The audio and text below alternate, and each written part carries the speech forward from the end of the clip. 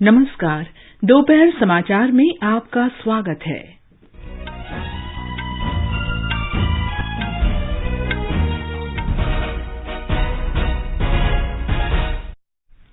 प्रधानमंत्री नरेंद्र मोदी ने अमृतकाल के दौरान राज्यों से भारत को विज्ञान तथा प्रौद्योगिकी का वैश्विक केंद्र बनाने के लिए मिलकर काम करने का आग्रह किया।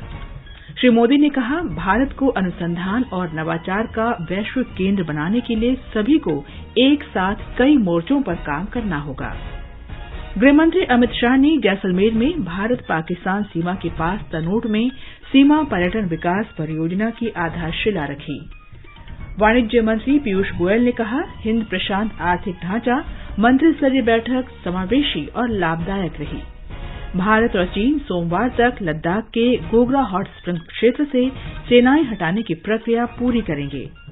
चार्ल्स तृतीय को आज आधिकारिक तौर पर ब्रिटेन का नरेश घोषित किया जाएगा। कोलकाता में डुरंड कप फुटबॉल में आज शाम बेंगलुरु एफसी और ओडिशा एफसी के बीच दूसरा क्वार्टर फाइनल खेला जाएगा।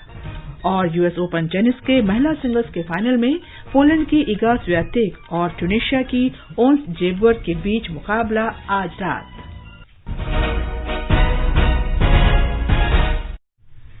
दोपहर समाचार में नीलम मलकानिया के साथ मैं कनकलता। प्रधानमंत्री नरेंद्र मोदी ने सभी राज्यों से अमृतकाल में भारत को विज्ञान और प्रौद्योगिकी का वैश्विक केंद्र बनाने के लिए मिलकर काम करने का आग्रह किया है। उन्होंने आज वीडियो कॉन्फ्रेंसिंग के माध्यम से अहमदाबाद की साइंस सिटी में 2 दिन के केंद्र राज्य विज्ञान सम्मेलन का उद्घाटन करने के बाद ये बात कही। इस अमृतकाल में भारत को रिसर्च और इनोवेशन का ग्लोबल सेंटर बनाने के लिए हम सबने एक साथ मिलकर के अनेक मोर्चों पर काम करना है। अपनी साइंस और टेक्नोलॉजी से जुड़ी रिसर्च को हमें लोकल स्तर पर लेकर जाना है। आज समय की मांग है कि हर राज्य अपनी स्थानीय समस्याओं के हिसाब से स्थानीय समाधान तैयार करने के लिए इनोवेशन पर बल दे। प्रधानमंत्री मोदी ने राज्यों से वैज्ञानिकों को सभी आवश्यक सहायता प्रदान करने और विज्ञान तथा प्रौद्योगिकी संस्थानों के निर्माण पर जोर देने को कहा। उन्होंने कहा कि राज्यों के उच्च शिक्षा संस्थानों में भी इनोवेशन लैब की स्थापना संख्या बढ़ाई जानी चाहिए। प्रधानमंत्री ने कहा कि उनकी सरकार विज्ञान आधारित विकास की दिशा में काम कर रही है। उन्होंने कहा कि 2014 से विज्ञान तथा प्रौद्योगिकी के क्षेत्र में निवेश में काफी वृद्धि हुई है। प्रधानमंत्री ने कहा कि जब देश अपने वैज्ञानिकों की उपलब्धियों का जश्न मनाता है तो विज्ञान समाज और संस्कृति का हिस्सा बन जाता है। हमने अपने वैज्ञानिकों के काम को उतना सेलिब्रेट नहीं किया जितना किया जाना चाहिए था। इस वजह से साइंस को लेकर हमारे समाज के एक बड़े हिस्से में उदासीनता का भाव पैदा हो गया। जब हम अपने वैज्ञानिकों की उपलब्धियों को सेलिब्रेट करते हैं तो साइंस हमारे समाज का स्वाभाविक हिस्सा बन जाती है, वो पार्ट ऑफ कल्चर बन जाती है। इसलिए सबसे पहला आग्रह मेरा यही है, आप सभी राज्यों से आए हुए लोग हैं, हम अपने देश के वैज्ञानिकों की उपलब्धियों को जमकर के सेलिब्रेट करें। श्री नरेंद्र मोदी ने कहा कि आज का नया भारत जय जवान, जय किसान, जय विज्ञान और जय अनुसंधान के मंत्र के साथ आगे बढ़ रहा है। जब ज्ञान और विज्ञान से हमारा परिचय होता है तो संसार की सभी समस्याओं और संकटों से मुक्ति का रास्ता अपने आप खुल जाता है। समाधान का, सॉल्यूशन का, इवोल्यूशन का और इनोवेशन का आधार विज्ञान ही है। इसी प्रेरणा से आज का नया भारत जय जवान, जय किसान, जय विज्ञान के साथ ही जय अनुसंधान का आह्वान करते हुए आगे बढ़ रहा है। श्री मोदी ने कहा कि सरकार के प्रयासों से भारत वैश्विक नवाचार सूचकांक में 46वें स्थान पर पहुंच गया है, जबकि 2015 में ये 81वें स्थान पर था। सरकार के प्रयासों से आज भारत ग्लोबल इनोवेशन इंडेक्स में 46वें स्थान पर है। जबकि 2015 में 81 नंबर पर था। इतने कम समय में हम 81 से 46 तक आए हैं, लेकिन यहां रुकना नहीं है, अभी और ऊपर जाना है। आज भारत में रिकॉर्ड संख्या में पेटेंट हो रहे हैं, नए नए इनोवेशन हो रहे हैं। आज इस कॉन्क्लेव में इतने सारे स्टार्टअप साइंस के सेक्टर से हमारे यहां आए हैं। देश में स्टार्टअप की लहर बता रही है कि बदलाव कितनी तेजी से आ रहा है। केंद्रीय विज्ञान और प्रौद्योगिकी राज्य मंत्री जितेंद्र सिंह ने कहा कि प्रधानमंत्री के नेतृत्व में सरकार ने विज्ञान और प्रौद्योगिकी में निजी क्षेत्र की भागीदारी को बढ़ावा देने के लिए कई पहल की हैं। इस अवसर पर गुजरात के मुख्यमंत्री भूपेन्द्र पटेल, राज्य के विज्ञान और प्रौद्योगिकी मंत्री जीतूभाई वघानी, प्रधान सचिव पंकज कुमार उपस्थित थे। सम्मेलन में राज्यों और केंद्र शासित प्रदेशों के मंत्री, विज्ञान तथा प्रौद्योगिकी मंत्रालय के वरिष्ठ अधिकारी, उद्योग प्रतिनिधि, गैर सरकारी संगठन के प्रतिनिधि, युवा वैज्ञानिक और विद्यार्थी भी शामिल हुए। सम्मेलन का आयोजन नवाचार और उद्यमिता को बढ़ावा देने में केंद्र राज्य समन्वय और सहयोग तंत्र को मजबूत करने के लिए किया गया है। गृहमंत्री अमित शाह 2 दिन के राजस्थान दौरे पर हैं। श्री शाह आज सवेरे जैसलमेर में भारत पाकिस्तान सीमा क्षेत्र के निकट तनोट मंदिर पहुंचे। उन्होंने वहां सीमा पर्यटन विकास परियोजना की आधारशिला रखी। इस परियोजना से सीमा क्षेत्र में पर्यटक सुविधाओं में वृद्धि होगी। गृहमंत्री ने तनोट में विजय स्तंभ पर शहीद सैनिकों को श्रद्धांजलि अर्पित की। उन्होंने तनोट देवी मंदिर में पूजा अर्चना भी की। वर्ष 1971 के भारत पाकिस्तान युद्ध में भारतीय सैनिकों ने तनोट के निकट स्थित लोंगेवाला सीमा चौकी पर महत्वपूर्ण भूमिका निभाई थी। हमारे संवाददाता ने बताया है कि श्री शाह जोधपुर में भाजपा पिछड़ा वर्ग मोर्चा की राष्ट्रीय कार्यकारी समिति की बैठक के समापन सत्र को संबोधित कर रहे हैं। बूथ कार्यकर्ता सम्मेलन में जोधपुर प्रांत के 4 जिलों जोधपुर, बाड़मेर, नागौर तथा जैसलमेर के 25,000 से ज्यादा कार्यकर्ता भाग ले रहे हैं। प्रदेश में अगले साल अक्टूबर-नवंबर में विधानसभा चुनाव होने हैं, ऐसे में यह सम्मेलन महत्वपूर्ण है। संभाग के 4 जिलों की 29 सीटों पर पिछले विधानसभा चुनाव में भाजपा को बहुत कम सीटें मिली थी। ऐसे में माना जा रहा है कि भाजपा ने मारवाड़ क्षेत्र में ज्यादा से ज्यादा सीट जीतने के लिए अभी से तैयारियां शुरू कर दी हैं। इस सम्मेलन को संबोधित करने के अलावा श्री शाह का विभिन्न वर्गों के 80 से ज्यादा लोगों से सीधा संवाद करने का भी कार्यक्रम है। जितेंद्र द्विवेदी, आकाशवाणी समाचार, जयपुर। वाणिज्य और उद्योग मंत्री पीयूष गोयल ने कहा है कि खुले हिंद प्रशांत क्षेत्र में एक समान हित और विचारधारा वाले नियम आधारित पारदर्शी देशों को एक साथ लाने के लिए हिंद प्रशांत आर्थिक कार्य प्रारूप मंत्री स्तरीय बैठक में हुई चर्चा काफी उपयोगी रही। श्री गोयल ने भारत के विभिन्न विषयों में सक्रियता से भाग लेने की चर्चा करते हुए कहा कि आपूर्ति श्रृंखला, कर और भ्रष्टाचार विरोध तथा स्वच्छ ऊर्जा से संबंधित 4 स्तंभों में से 3 पर भारत परिणाम और प्रारूप के प्रति सहज था और घोषणा में शामिल हुआ। श्री गोयल ने बताया कि मुख्य रूप से व्यापार से संबंधित स्तंभ के तहत विशेष रूप से पर्यावरण, श्रम, डिजिटल व्यापार और सार्वजनिक खरीद के लिए अपेक्षित प्रतिबद्धताओं के बारे में रूपरेखा अभी बन रही है। श्री गोयल ने यह भी रेखांकित किया कि भारत विशेष रूप से गोपनीयता तथा डेटा के संबंध में अपने डिजिटल ढांचे और कानूनों को मजबूत करने की प्रक्रिया में है। भारतीय जनता पार्टी ने पूर्व मुख्यमंत्री बिप्लब कुमार देब को त्रिपुरा से राज्यसभा के लिए पार्टी का उम्मीदवार बनाया है। राज्यसभा की ये सीट डॉक्टर मानिक शाह के त्यागपत्र के बाद खाली हुई है। डॉक्टर मानिक शाह को त्रिपुरा का मुख्यमंत्री नियुक्त किया गया और बाद में वे त्रिपुरा विधानसभा के लिए चुने गए। राष्ट्रीय स्वयंसेवक संघ की अखिल भारतीय समन्वय बैठक आज छत्तीसगढ़ के रायपुर में शुरू हुई। बैठक का उद्घाटन सरसंघचालक डॉक्टर मोहन भागवत और सरकार्यवाह दत्तात्रेय होसबले ने किया। 3 दिन की यह बैठक सोमवार तक चलेगी। इसमें राष्ट्रीय स्वयंसेवक संघ से प्रेरित 36 संगठनों के प्रमुख पदाधिकारी हिस्सा ले रहे हैं। बैठक में वर्तमान राष्ट्रीय तथा सामाजिक परिदृश्य, शिक्षा, सेवा, आर्थिक मुद्दों और राष्ट्रीय सुरक्षा से संबंधित मुद्दों पर चर्चा की जाएगी। ये समाचार हमारी वेबसाइट newsonair.com/hindi और हमारे mobile app news on AIR पर भी उपलब्ध हैं। सुनो ना। हाँ? सोच रहा हूँ अपना बिजनेस क्यों न बढ़ा लूं। तो रोका किसने है? हाँ? रोका तो किसी ने नहीं, पर समझ नहीं आ रहा कि मदद किससे मांगूं। मुझसे। तुमसे? तो अच्छा बताओ फिर। आकाशवाणी है ना, मैंने सुना है उसका नेटवर्क देश भर में फैला है। पर उससे मेरा क्या फायदा? देखो, फायदा है, जिस शहर में चाहो विज्ञापन की मदद से उपभोक्ताओं तक पहुंच जाओ। पर अब ये भी तो बता दो कि आकाशवाणी से संपर्क कैसे करूं? बहुत आसान है, मैं बताती हूँ। नंबर नोट करो, 870-001-4242।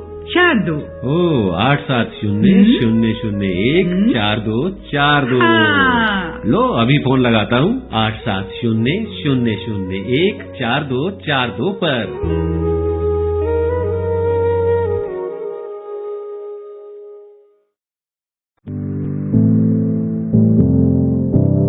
कंपटीशन की अगर आप कर रहे हैं तैयारी, तो उनके लिए ऑल इंडिया रेडियो पर हम लाए हैं अभ्यास, एक ऐसा कार्यक्रम जिसमें आप पूछेंगे सवाल व्हाट्सएप नंबर 9289094044 पर, या फिर ईमेल करेंगे abhyas.airnews@gmail.com पर, और हमारे विशेषज्ञ देंगे इसका जवाब।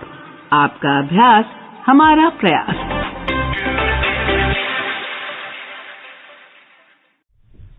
दोपहर समाचार में आपका फिर स्वागत है।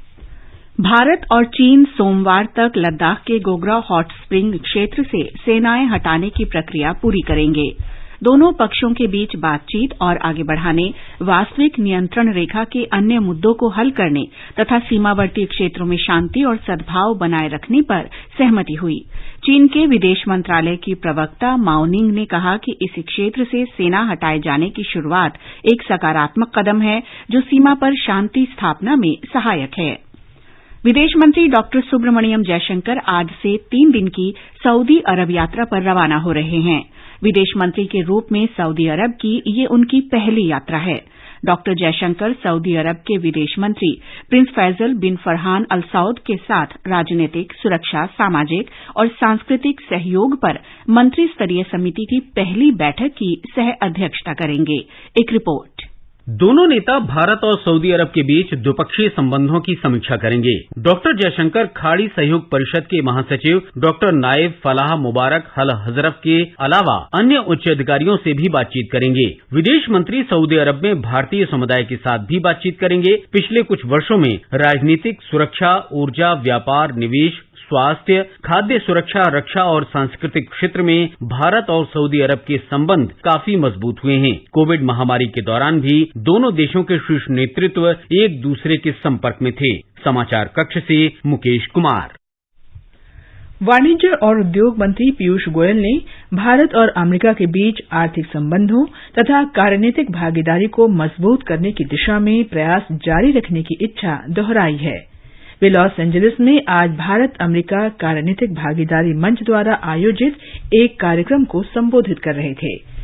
श्री गोयल ने कहा कि अमेरिका जैसे देशों में रहने और काम करने वाले भारतीय समुदाय के लोग अंतर्राष्ट्रीय संबंधों के महत्व को समझते हैं।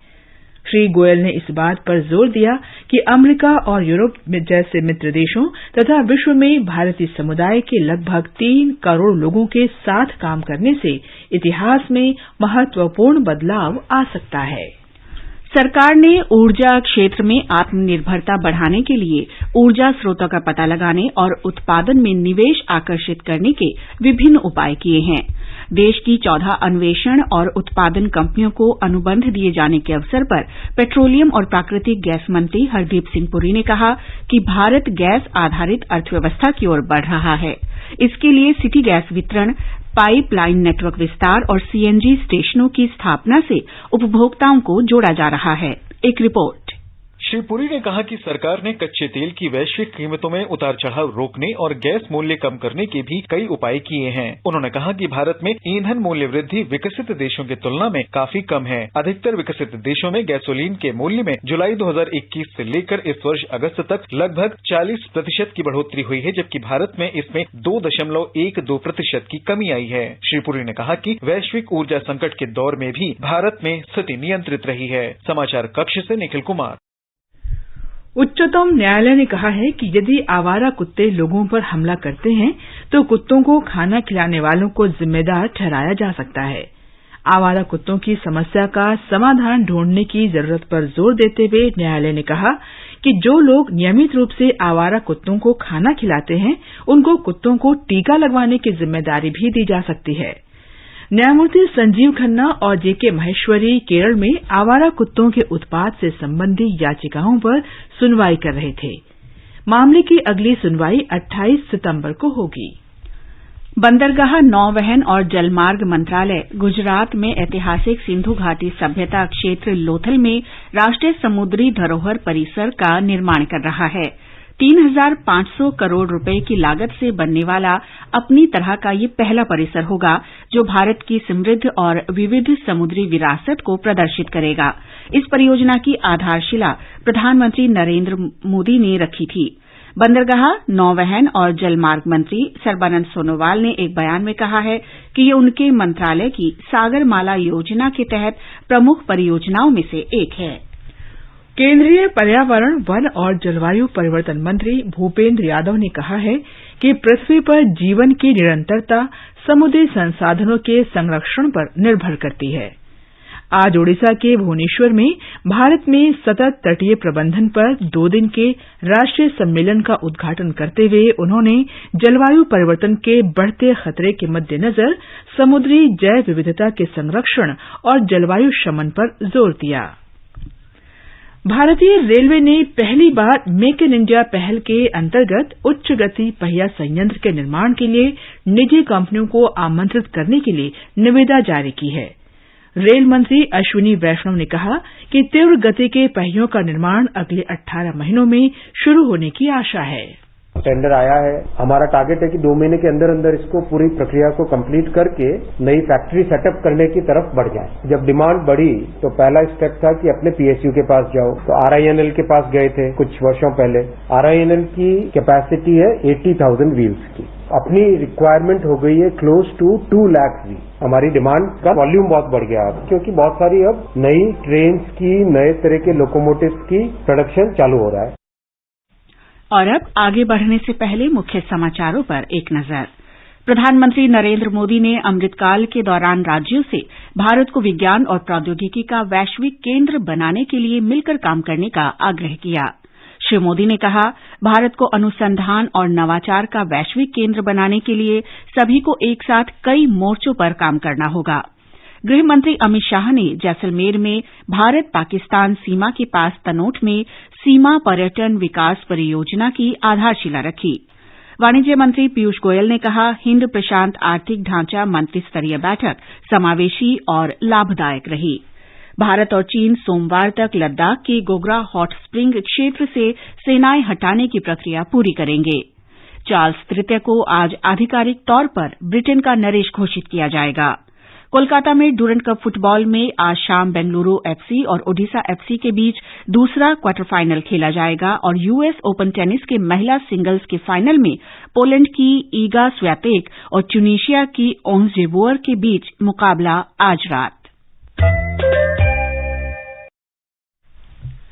ब्रिटेन में आज सेंट जेम्स पैलेस में उत्तराधिकार परिषद की बैठक में प्रिंस चार्ल्स को आधिकारिक रूप से नरेश घोषित किया जाएगा। घोषणा होने के बाद पूरे देश में पारंपरिक ब्रिटिश समारोह में उत्तराधिकार परिषद का निर्णय सार्वजनिक किया जाएगा। ब्रिटेन के इतिहास में पहली बार उत्तराधिकार परिषद की कार्यवाही का टेलीविजन से प्रसारण होगा। श्री चार्ल्स ने कल बकिंघम पैलेस में प्रधानमंत्री लिज ट्रस के साथ पहली औपचारिक बैठक की। एक रिपोर्ट। ब्रिटेन नरेश ने अपने पुत्र विलियम और पुत्रवधू केट को Prince and Princess of Wales नामित किया है। ये उपाधि प्रिंस चार्ल्स को वर्ष 1958 में दी गई थी। अपनी मां महारानी एलिजाबेथ के निधन के बाद राष्ट्र के नाम अपने पहले संबोधन में चार्ल्स ने कहा कि वे अब विलियम को उत्तराधिकारी घोषित कर रहे हैं। हाल के वर्षों में राज परिवार में विलियम और केट की भूमिका महत्वपूर्ण हो गई थी। इस वर्ष महारानी के प्लेटिनम जुबली समारोह में भी ये दोनों अपने बच्चों के साथ शामिल हुए थे। ब्रिटेन नरेश चार्ल्स तृतीय ने दिवंगत महारानी एलिजाबेथ द्वितीय को भावभीनी श्रद्धांजलि अर्पित की है। उन्होंने निष्ठा, आदर और प्रेम भाव के संकल्प के साथ नरेश के रूप में राष्ट्र सेवा की प्रतिबद्धता व्यक्त की। समाचार कक्ष से विशाल शर्मा। भारत का सबसे बड़ा लोक सेवा प्रसारक आकाशवाणी देश की स्वतंत्रता के बाद पिछले 75 वर्षों से लोगों तक सूचना और समाचार पहुंचा रहा है। आकाशवाणी समाचार आजाद भारत की बात आकाशवाणी के साथ श्रृंखला के साथ स्वतंत्रता के 75 वर्ष पूरे होने का उत्सव मना रहा है। ये कार्यक्रम आकाशवाणी के माध्यम से जीवन के विभिन्न क्षेत्रों में स्वतंत्रता के बाद भारत की यात्रा के बारे में जानकारी देता है। आजाद भारत की बात आकाशवाणी के साथ की आज की कड़ी में हम आपके लिए भारत में हरित क्रांति की कहानी लेकर आए हैं। आकाशवाणी ने देश में हरित क्रांति की अवधि के दौरान एक महत्वपूर्ण भूमिका निभाई। हरित क्रांति का नेतृत्व कृषि वैज्ञानिक डॉक्टर एमएस स्वामीनाथन ने 1960 के दशक के उत्तरार्ध में किया। डॉक्टर स्वामीनाथन ने एक पादप आनुवंशिकी विज्ञान की शिक्षा प्राप्त की। भारत के कृषि पुनर्जागरण में योगदान के कारण उन्हें व्यापक रूप से हरित क्रांति आंदोलन की वैज्ञानिक नेता के रूप में जाना जाता है। Synergy between technology and public policy is exceedingly important. Technology alone cannot do anything. For example, we had high-yielding varieties of seeds, but if they cannot be multiplied, if they cannot be taken to the farmer, given the inputs, the seed itself will not do anything at all. So we require a political administration which is progressive, which is responsive to the people's need. अमेरिकी कृषि वैज्ञानिक Norman Borlaug के पौधों में आनुवंशिक परिवर्तन के शोध ने हरित क्रांति शुरू करने में मदद की। बोरलॉग ने भारत में अपने समन्वित प्रजनन प्रयास का विस्तार किया, जिससे गेहूं उत्पादन में काफी वृद्धि हुई और इसने पूरी दुनिया में भारत की कृषि का स्वरूप हमेशा के लिए बदल दिया। There are a lot of barriers you have to go through in trying to change a stagnant traditional agriculture in a food deficit nation. Everybody says the peasant farmer in these countries is resistant to change. That's not true. If he sees demonstrated on his own land that package of technology can double, triple, quadruple like happened in India and later in China. वर्ष 1965 में उत्तर प्रदेश के तत्कालीन इलाहाबाद में एक जनसभा को संबोधित करते हुए तत्कालीन प्रधानमंत्री लाल बहादुर शास्त्री ने भारत की रक्षा के लिए सैनिकों को प्रोत्साहित करने के लिए जय जवान जय किसान का नारा दिया। शास्त्री जी ने साथ ही साथ किसानों को खाद्यान्न का उत्पादन बढ़ाने के लिए अपना सर्वश्रेष्ठ प्रयास करने के लिए प्रोत्साहित किया, ताकि देश की आयात पर निर्भरता कम हो सके। आज हमारे देश के लिए जरूरी एक जय जवान और एक जय किसान, और फिर उसी से सारे देश का एक जय हिंद का नारा लगता है। आपसे आशा करूंगा कि आप उसे दोहराएंगे। एक तो जय जवान,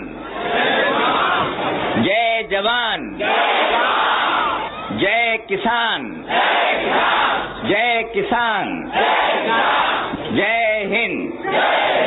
भारत ने आज डिजिटल कृषि में एक बड़ी छलांग लगाई है। केंद्र सरकार की महत्वाकांक्षी योजनाओं द्वारा समर्थित नए युग के भारतीय किसान को अब big data, artificial intelligence, blockchain, remote sensing, drone और नई तकनीकों जैसे अत्याधुनिक सक्षम कृषि तकनीक के साथ सशक्त बनाया जा रहा है। आकाशवाणी के माध्यम से किसानों को प्रधानमंत्री कृषि सिंचाई योजना, हर खेत को पानी, प्रति बूंद अधिक फसल जैसी सरकारी योजनाओं से अवगत कराया जाता है, जिसमें उभरती हुई सूक्ष्म सिंचाई प्रौद्योगिकियां, आर्टिफिशियल इंटेलिजेंस से युक्त जल संरक्षण तकनीक और जलवायु सापेक्ष बीजों की किस्में शामिल हैं। आकाशवाणी ने देश भर के 96 केंद्रों से प्रसारित किसान वाणी कार्यक्रम के शुभारंभ के साथ कृषि प्रसारण की अपनी गतिविधियों को तेज कर दिया है। कृषि कार्यक्रम विभिन्न केंद्रों से क्षेत्रीय और स्थानीय बोलियों में प्रसारित किए जाते हैं। स्थानीय रेडियो स्टेशन भी ग्रामीण विकास पर नियमित कार्यक्रम प्रसारित करते हैं।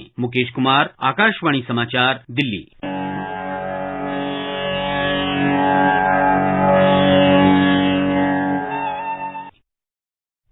आजाद भारत की बात आकाशवाणी के साथ कार्यक्रम ट्विटर पर @AIR news alerts, YouTube channel news on AIR official पर, न्यूज ऑन AIR ऐप पर, फेसबुक और इंस्टाग्राम पर सुना जा सकता है। आजाद भारत की बात आकाशवाणी के साथ सुनने के लिए जुड़े रहें आकाशवाणी समाचार से।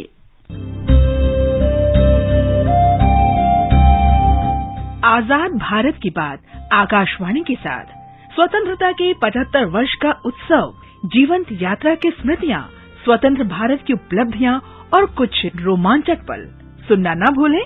आकाशवाणी के FM गोल्ड चैनल 100.1 मेगाहर्ट्ज और दूसरे चैनलों पर 15 अगस्त से प्रतिदिन प्रसारित श्रृंखला आजाद भारत की बात आकाशवाणी के साथ। ये समाचार आकाशवाणी से प्रसारित किए जा रहे हैं। ताजा समाचार जानने के लिए आप हमारे Twitter handle @AIR News Hindi को फॉलो कर सकते हैं। मुट्ठी भर अंग्रेज और हमारे विशाल देश पर राज करने का स्वप्न देख रहे हैं, पर हम इनके स्वप्न को चकनाचूर कर देंगे। निकल पड़े स्वाधीनता के पथ वाले, स्वतंत्रता संग्राम की सुनी अनसुनी कहानियों के साथ स्वराज हर रविवार रात 9 बजे DD नेशनल पर। ये आकाशवाणी है। डुरंड कप फुटबॉल प्रतियोगिता में मोहम्मडन स्पोर्टिंग क्लब ने लगातार दूसरी बार सेमीफाइनल में जगह बना ली है। दूसरा क्वार्टर फाइनल मुकाबला बंगलुरु फुटबॉल क्लब और ओडिशा फुटबॉल क्लब के बीच कोलकाता में किशोर भारती क्रीड़ांगन में खेला जाएगा। US ओपन टेनिस के महिला सिंगल्स में आज रात ट्यूनीशिया की अनस जाबिर और पोलैंड की ईगा स्वियातेक के बीच खिताबी मुकाबला होगा। मिक्स्ड डबल्स फाइनल में क्रिस्टीन फ्लिपकेंस और एडवर्ड रोजर वेसलिन की गैर वरीयता प्राप्त जोड़ी का मुकाबला चौथी वरीयता प्राप्त ऑस्ट्रेलिया की स्टॉर्म सैंडर्स और जॉन पियर्स की जोड़ी से होगा। नेपाल में भारत सीमा से लगे धारचूला जिले के बांगा बागात इलाके में बाढ़ और भूस्खलन की घटना में 2 लोगों की मृत्यु हो गई और 11 लोग लापता हैं। कल से हो रही लगातार वर्षा के कारण लस्कू और महाकाली नदी का जलस्तर बढ़ने से बाढ़ आ गई। धारचूला जिला पुलिस कार्यालय ने कहा है कि कुछ लोगों को भूस्खलन के तुरंत बाद मलबे से निकाल लिया गया। जिला मुख्यालय खालंगा में बाढ़ में 1 दर्जन से अधिक मकान और कई वाहन बह गए। एक पुल भी ढह गया। बचाव और राहत कार्य जारी है। उत्तराखंड के पिथौरागढ़ में कल देर रात हुई भारी बारिश से जनजीवन प्रभावित हुआ है। काली नदी का जलस्तर खतरे के निशान पर पहुंच गया है। जिला प्रशासन ने लोगों से खतरे वाली जगहों पर न जाने की अपील की है।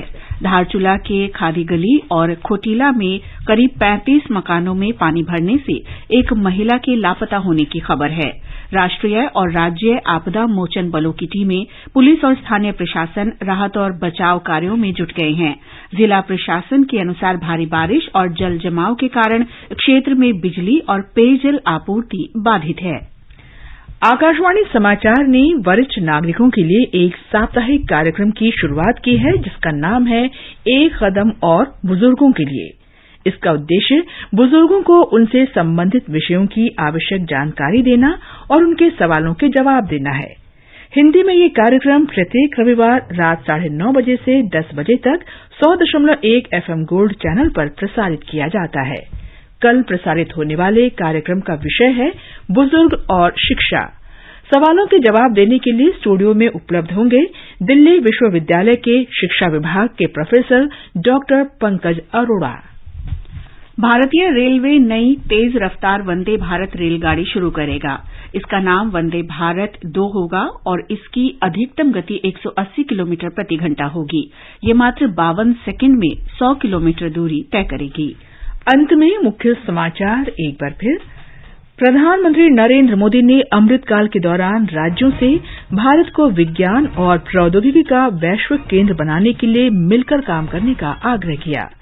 श्री मोदी ने कहा, भारत को अनुसंधान और नवाचार का वैश्विक केंद्र बनाने के लिए सभी को एक साथ कई मोर्चों पर काम करना होगा। गृहमंत्री अमित शाह ने जैसलमेर में भारत पाकिस्तान सीमा के पास तनोट में सीमा पर्यटन विकास परियोजना की आधारशिला रखी। वाणिज्य मंत्री पीयूष गोयल ने कहा, हिंद प्रशांत आर्थिक ढांचा मंत्रिस्तरीय बैठक समावेशी और लाभदायक रही। भारत और चीन सोमवार तक लद्दाख के गोग्रा हॉटस्प्रिंग्स क्षेत्र से सेनाएं हटाने की प्रक्रिया पूरी करेंगे। चार्ल्स तृतीय को आज आधिकारिक तौर पर ब्रिटेन का नरेश घोषित किया जाएगा। कोलकाता में डुरंड कप फुटबॉल में आज शाम बंगलुरु FC और ओडिशा FC के बीच दूसरा क्वार्टर फाइनल खेला जाएगा। इसके साथ ही दोपहर समाचार का ये अंक समाप्त हुआ। नमस्कार।